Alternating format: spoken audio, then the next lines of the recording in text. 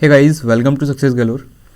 सो guys, आज हम क्या करेंगे इस वीडियो में? आज हम करेंगे memory based previous year questions of reasoning, यानी कि रीजनिंग के पिछले वर्षों के जो क्वेश्चन हैं उसको हम करेंगे इस वीडियो में, चाहे वो IB में आए हों, SSC में आए हों, IBPS या SBI में आए हों। गाइस, अगर आपने चैनल अभी तक सब्सक्राइब नहीं किया then please subscribe the channel and hit the bell icon. चलिए आज के पहले क्वेश्चन के साथ शुरुआत करते हैं। तो इस क्वेश्चन को मैं आपको करा चुका हूँ पहले, एक बार आप कोशिश कीजिए खुद करने की, तब तक मैं आपको करता हूँ इसको सॉल्व। देखिए, which amongst the following element is 14th to left of 19 element from left hand. अगर इस तरीके के कोई भी क्वेश्चन आते हैं तो आप उसको लास्ट से पढ़ना स्टार्ट कीजिए। लेफ्ट हैंड से 19वां जो एलिमेंट है उससे 14वां एलिमेंट लेफ्ट में हमें क्या देखना है, उसी को हमें अपना आंसर बताना है। तो 19 element from left, it means left side ये है एंड राइट साइड ये होती है, ठीक है। तो लेफ्ट साइड से 19 एलिमेंट पहले हम काउंट करते हैं। 1 2 3 4 5 6 7 8 9 10 11 12 13 14 15 16 17 18 19 20, सॉरी हम 20 पर आ गए। 1 2 3 4 5 6 7 8 9 10 11 12 13 14 15 16 17 18 19। तो ये हमारा 19th एलिमेंट है। अब हमें यहाँ से 14 एलिमेंट लेफ्ट जाना है, यानी कि लेफ्ट इस साइड ही होगा। 1 2 3 4 5 6 7 8 9 10 11 12 13 एंड 14। ओके गाइज, सो आपका करेक्ट आंसर क्या हुआ? M। गाइज, मैं यहाँ पे आपको एक्सप्लेन कर रहा हूँ इसलिए इतना टाइम लगा। अगर आप इसको प्रैक्टिकली खुद करेंगे ना, एंड विथ प्रैक्टिस के बाद आपने अच्छी प्रैक्टिस की है, उसके बाद अगर करेंगे तो हार्डली 10 to 15 सेकेंड्स आपके लगेंगे ऐसे क्वेश्चन को करने में। ये आया था SBI क्लर्क 2005 में। चलिए अगले क्वेश्चन को करते हैं। इन्होंने क्या बोला है? If all the symbols are dropped from the arrangement then which will be 12th element from right hand. Right hand ये है, ठीक है। अब मैं आपको पहले कुछ बता देता हूँ। देखिए, अगर एलिमेंट के बारे में पूछा है, एलिमेंट में हर एक चीज़ आती है, चाहे वो अल्फ़ाबेट हो, नंबर हो या फिर सिंबल हो। अगर आपको सिंबल पूछ रहे हैं तो सिंबल में क्या आते हैं? @ हुआ, डॉलर हुआ या फिर रुपए का सिंबल हुआ, ये सारे किस में आते हैं? सिंबल में आते हैं। अगर नंबर के बारे में पूछते हैं 0 to 9, ये क्या है? नंबर्स। अगर अल्फ़ाबेट्स के बारे में पूछ रहे हैं तो A to Z ये सारे अल्फ़ाबेट्स होते हैं। अल्फ़ाबेट में दो चीज़ें आती हैं, वॉवल एंड कॉन्सोनेंट। अगर वॉवल के बारे में पूछ रहे हैं तो क्या आएगा वॉवल में? AEIOU, ये किस में आएगा? ये वॉवल में आता है। और कॉन्सोनेंट में क्या होगा? AEIOU को छोड़ के सारे किस में आते हैं? कॉन्सोनेंट में, ठीक है। तो ये बेसिक था जो आपको पता होना चाहिए, ठीक है। इन्होंने क्या पूछा है? अगर सारे सिंबल ड्रॉप कर दें तो राइट हैंड साइड से 12th एलिमेंट कौन सा होगा? देखो, कुछ लोग होते हैं जो पहले सिंबल ड्रॉप करके पूरी अरेंजमेंट को लिखेंगे, फिर राइट हैंड साइड से काउंट करेंगे। बट गाइस, आपको कोई ज़रूरत नहीं है सिंबल ड्रॉप करके लिखने की, आप बस उसको काउंट मत करो।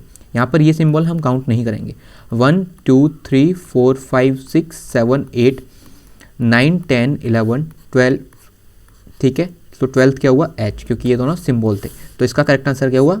D ऑप्शन आपका करेक्ट आंसर हुआ। अगेन 10 to 15 सेकेंड्स क्वेश्चन है ये, ठीक है।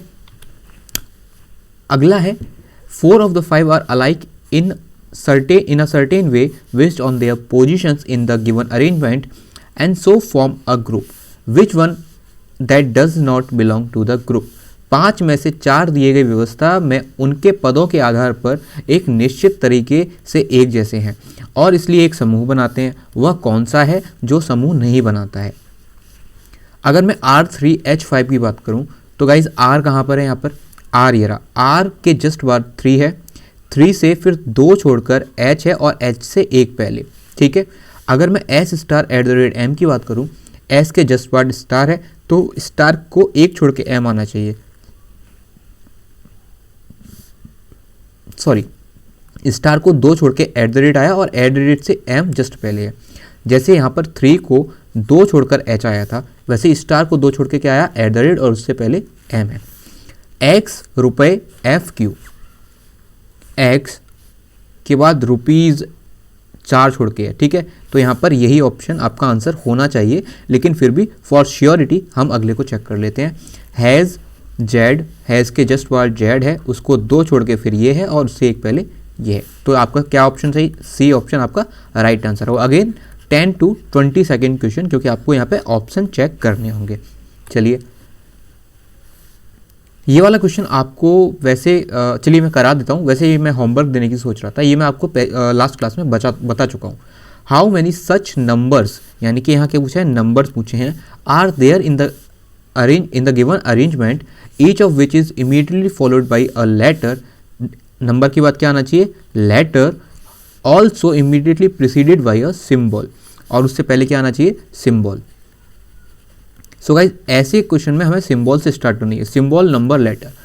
सिंबल के बाद नंबर है, नंबर के बाद लेटर है, एक पेयर ये बन गया। सिंबल के बाद नंबर नहीं है, सिंबल के बाद नंबर है बट लेटर नहीं है, सिंबल के बाद नंबर नहीं है, सिंबल के बाद नंबर नहीं है, सिंबल के बाद सिंबल है, सिंबल के बाद नंबर नहीं है, सिंबल के बाद नंबर नहीं है, और अगेन सिंबल के बाद नंबर नहीं है। तो आपका करेक्ट आंसर क्या हुआ, एक ही ऐसा पेयर है जिसमें सिंबल के बाद नंबर, नंबर के बाद लेटर है, और वो पेयर कौन सा है, *4m। ठीक है, चलिए अगले क्वेश्चन पे चलते हैं। What should come in the place of question mark in the following based on the given arrangement. निम्नलिखित में दी गई व्यवस्था के आधार पर प्रश्नवाचक चिन्ह यानी कि क्वेश्चन मार्क के स्थान पर क्या आना चाहिए, BS*।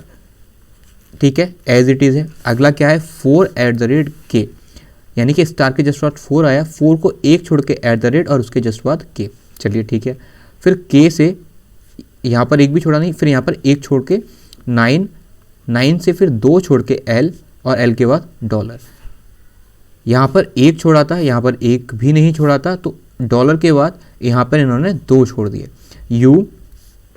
U के बाद 3 छोड़ के हैज़ के जस्ट बाद Z। ठीक है, तो Z के बाद अब यहाँ पर कितना छोड़ा था, 2 छोड़े थे, तो यहाँ पर Z के बाद 3 छोड़ने चाहिए, तो W से स्टार्ट होने चाहिए, यानी कि ये 2 ऑप्शन आपके एलिमिनेट हो गए।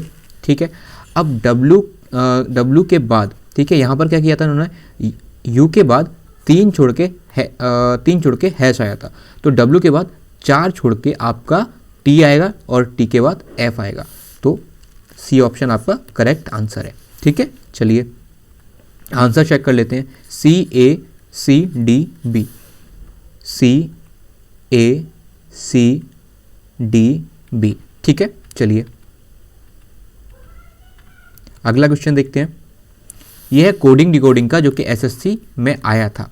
ठीक है, देखिए गाइज, अगर आपको ABCD मतलब अल्फ़ाबेट्स के जो एक्चुअल पोजीशन है वो आपको याद नहीं है तो कोई इशू नहीं है, आप सिंपली हार्डली आपको 10 से 20 मिनट लगेंगे, 10 से 20 सेकंड लगेंगे इसे लिखने में। देखिए लिखना क्या है, ABCDEFGHIJKLMNOPQRSTUVWXYZ। ठीक है, अब इन्होंने क्या पूछा है, फिश को इन्होंने लिखा है EHRG। ठीक है, तो इन्होंने पूछा है JUNGLE, जंगल का कोड क्या होगा। अगर हम यहाँ देखें, E के बाद F आता है, H के बाद ही I आता है, यानी कि ये भी -1 है, ये भी -1 है, R के बाद S आता है, ये भी -1 है, G के बाद H आता है, ये भी -1 है। तो ये पूरी जो सीक्वेंस है इसमें इससे पहले की टर्म ही आएंगे। ठीक है, तो देखो J से पहले क्या आता है, I आता है, अगर I पहले आता है तो ये 2 ऑप्शन एलिमिनेट हो गए। अब अगर हम इन दोनों जो ऑप्शंस हैं उनको देखें तो I के बाद T भी है, FKD भी है, तो हमें केवल थर्ड टर्म देखना है, यानी कि N को देखना है। अगर हम N की बात करें तो N से पहले क्या आता है, M, तो थर्ड में जो M होगा वही आपका आंसर होगा। सो guys this is your right answer. Again आपको इसको करने में क्या लगेगा, 20 से 25 सेकेंड मैक्स टू मैक्स लगेंगे। अगेन भाई आपको प्रैक्टिस करनी ही होगी, अगर प्रैक्टिस करेंगे तो ही आप इसको ईजिली सॉल्व कर पाएंगे एंड विद एक्यूरेसी। ये RBI में आया था 2005 में। इन्होंने क्या पूछा है, ग्लैमर को इन्होंने लिखा है IJCNMWP। ठीक है, ये कोडिंग ऐसे कोड के रूप में लिखा गया है। अगर हम मिस रूल की बात करें तो मिस रूल को इन्होंने लिखा है OGUSSNC। इन्होंने पूछा है टॉपिकल को कैसे लिखा जाएगा। ठीक है, TOPICAL, टॉपिकल को कैसे लिखा जाएगा। ठीक है, देखिए अगर हम ABCDEFGHIJKLM,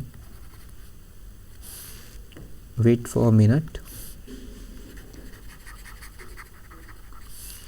देखिए यहाँ मैं आपको बार बार लिख के दिखा रहा हूँ, लेकिन आपको एग्जाम में सिर्फ एक ही बार लिखना होगा और आप पूरे जितने भी क्वेश्चन आएंगे ऐसे वो आप कर पाएंगे। ABCDEFGHIJKLMNOPQRSTUVWXYZ। अब देखिए जी यहाँ पर है, जी को एक छोड़ के एच है, यानी कि G+2 है, ठीक है। एम के बाद अगर हम ओ देखें अगेन +2 है, तो टी के बाद भी +2 ही आएगा, T+2 यानी कि वी आएगा, ठीक है। तो हम सीधे ऑप्शन देखते हैं, यहाँ पर 3 ये ठीक है, इसके बाद जो फोर्थ टर्म है आपको वहाँ पर चेंज दिखेगा, ठीक है। तो हम फोर्थ टर्म को ही देखते हैं, एम के बाद एन, एम के बाद एन यानी कि +1 आ गया। अगर हम 4 देखें, यू के बाद यहाँ पे इन्होंने लिखा है, सॉरी हम फोर्थ, आर के बाद एस, आर के बाद एस आता है यानी कि +1 अगेन। तो आई के बाद क्या आता है, जे आता है, तो यहाँ पर जे आना चाहिए। एक ऑप्शन आपका यहाँ पर एलिमिनेट हो गया, ठीक है।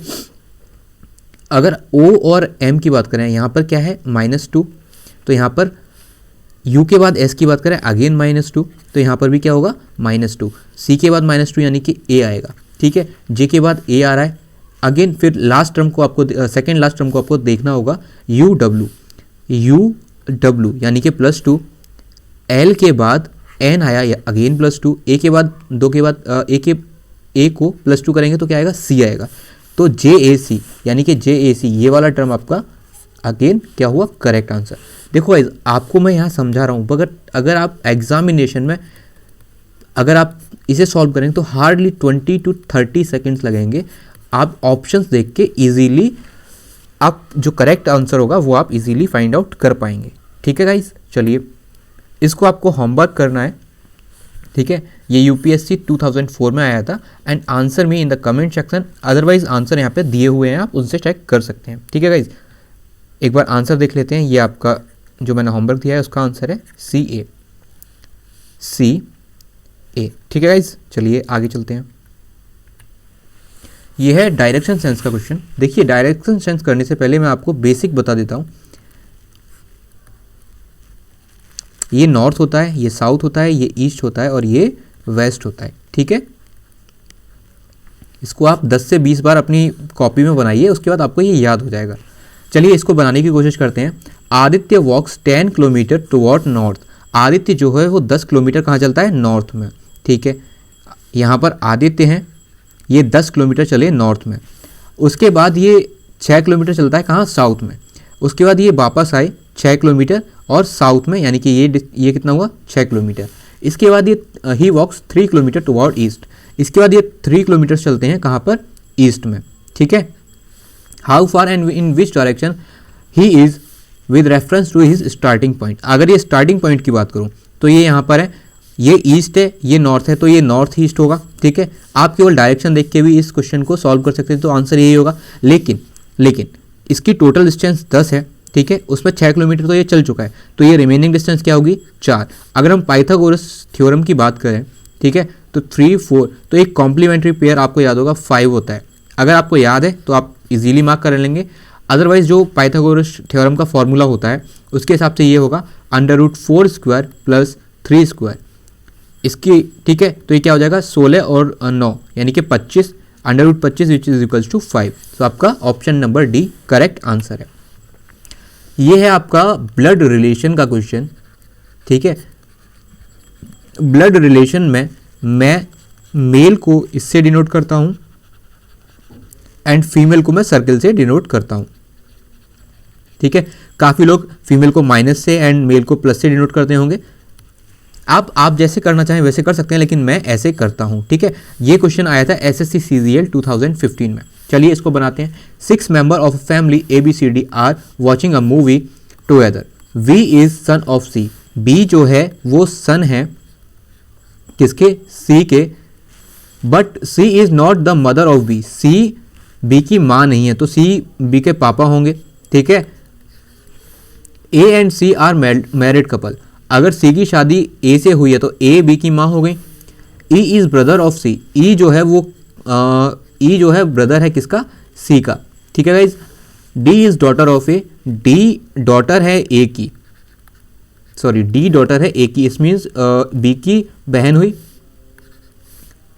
D A की डॉटर है यानी कि B की बहन हुई।